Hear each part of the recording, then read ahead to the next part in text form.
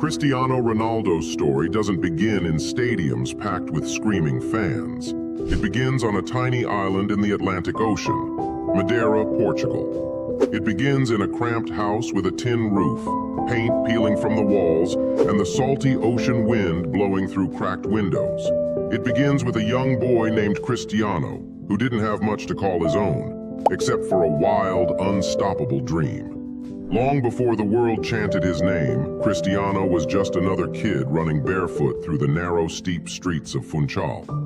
His family didn't have money for new clothes, let alone football boots. When it rained, the roof leaked. When there wasn't enough food, his mother would find a way to make a pot of soup stretch for 4 children. His father, Jose Diniz Aveiro, worked as a gardener for the city and cleaned at a local football club. His mother, Maria Dolores, cleaned houses and cooked for neighbors just to earn a few more escudos. Cristiano's bed was squeezed into a tiny room he shared with his brother Hugo. He'd lie awake at night, listening to the ocean winds, imagining what it would feel like to step into a massive stadium. People chanting his name, bright lights shining down, a ball at his feet. His dreams were bigger than his world, and sometimes that was the only thing that kept him going. His father, Diniz, loved football but was haunted by his own demons. Alcoholism slowly stole his strength and presence. Sometimes he'd disappear for days. Even then, he made sure little Cristiano had a ball to kick. For his father, football was an escape he never got to live, but maybe his son would. At just 8 years old, Cristiano joined Andorinha, a small local team where his father volunteered. His first pitch wasn't grass. It was dusty dirt and uneven stones. If he fell, he got up.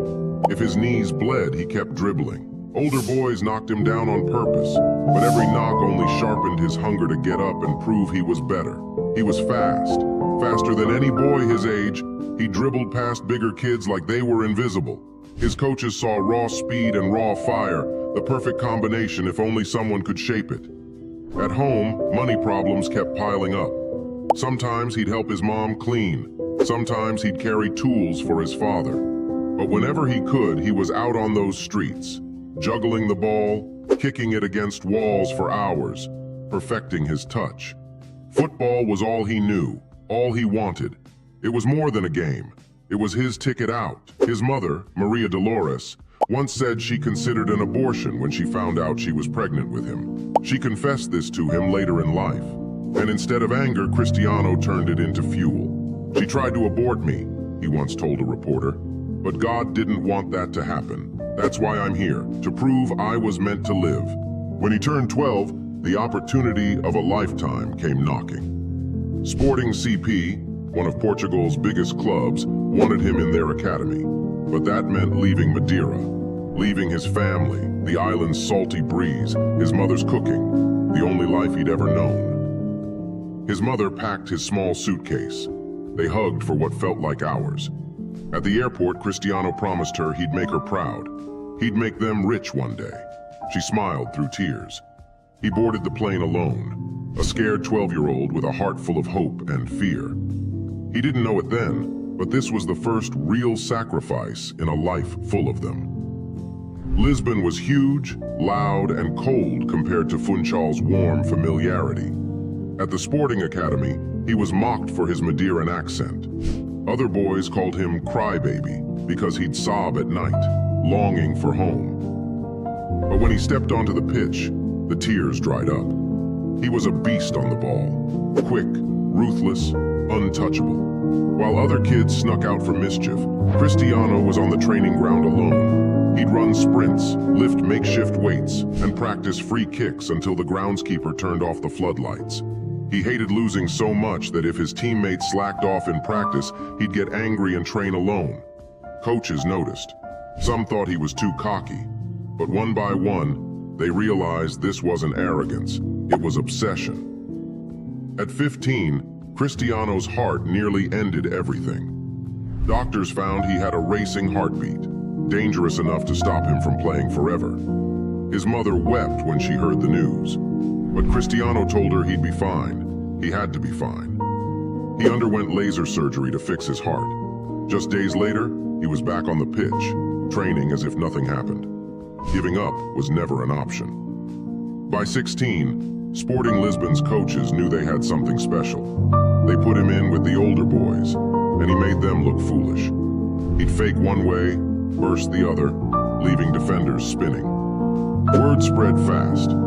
There was a kid at Sporting who could do things others only dreamed of. Then, in 2003, came the match that changed football history forever.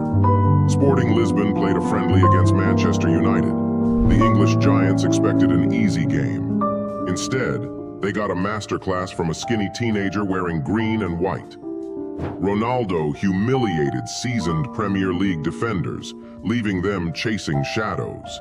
His stepovers were lightning quick, his pace electric.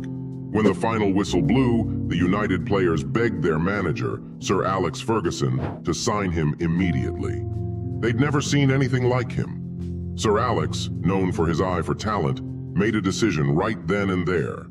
Cristiano Ronaldo must wear red. For £12, £24 million, a record for a teenager at the time, Manchester United brought the boy from Madeira to England. He didn't speak much English. He missed home. He missed his mother. But when he pulled on the iconic number 7 shirt, the same one worn by George Best, Eric Cantona, David Beckham, he knew he had to be worthy of it. At United, Cristiano was a raw talent who dazzled crowds with flicks and tricks. But Sir Alex didn't want a showman. He wanted a champion. He told Ronaldo, "There's more to football than stepovers. End product wins games." Cristiano listened. He stayed behind after training when everyone else was gone. He'd take 100 free kicks until he got it right. He lifted weights, built his legs into pistons of power, and turned his skinny frame into a machine. Teammates mocked his vanity, his endless mirror checks, but when they saw him blow past them on the pitch, they realized it wasn't vanity, it was standards. In 2006, he faced one of his biggest tests. At the World Cup, England faced Portugal. During the game, Wayne Rooney, Cristiano's United teammate, got sent off after an incident with Ronaldo nearby. The English press turned on him viciously. They called him a cheat, a traitor. He received death threats. He thought about leaving England altogether, but Sir Alex backed him. Cristiano responded the only way he knew how, by becoming unstoppable. In 2008, he won his first Ballon d'Or. He fired United to a Champions League title, scoring 42 goals in all competitions. The boy who once played barefoot on Madeira streets was now the best player in the world. In 2009, Real Madrid made him the most expensive footballer on earth, paying £80 million for the privilege. In Madrid, Cristiano transformed into a goal-scoring phenomenon. 451 goals in 438 matches. He broke records for fun. He won 4 Champions Leagues with Madrid. The Ronaldo versus Messi debate became football's eternal argument. Messi, the magical artist dancing past defenders like a phantom. Ronaldo, the relentless machine, forging greatness through sheer will. 2 players, 2 styles, 1 era defined by their brilliance. Off the pitch, Cristiano built an empire. The CR7 brand, hotels, gyms, clothing lines, perfumes, yet he never forgets where he came from. He's donated millions to children's hospitals. He paid for a 9-year-old fan's cancer treatment. He auctioned one of his Ballon d'Or trophies to fund children's education. He's fiercely protective of his family. He adores his mother. He calls her his rock. His children are his pride.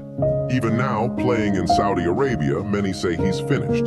Yet every game he scores, assists, leads. Because for Cristiano, there's always another record to break, another mountain to climb. Cristiano Ronaldo isn't perfect. He's human. He's made mistakes. But if you want a blueprint for what it looks like to drag yourself from nothing to everything, look no further than the boy who turned tears into trophies and dreams into reality.